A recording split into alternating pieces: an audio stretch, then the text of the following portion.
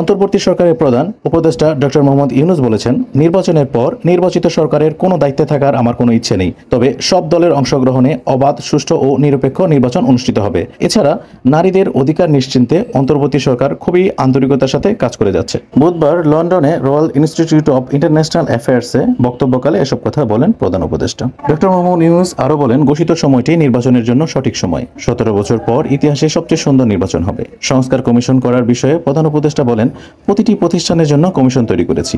আমরা তাদের সুপারিশের দিকে তাকিয়ে আছি। তাদের কাজ হলো সব দলের ঐক্যমত তৈরি করা। এ সময় আরেক প্রশ্নে প্রধান উপদেষ্টা বলেন, আমরা জুলাই সনদ আসার জন্য অপেক্ষা করছি। এই সনদটি জাতির সামনে জুলাই মাসের সনদ হিসেবে উপস্থাপন করা হবে। We'll have the most beautiful election we ever had in our history. And the time is right. People are ready. When you have an election after many, many years, after 17 years, you are having first time a real election. Excitement in the country that we will really go and cast our vote.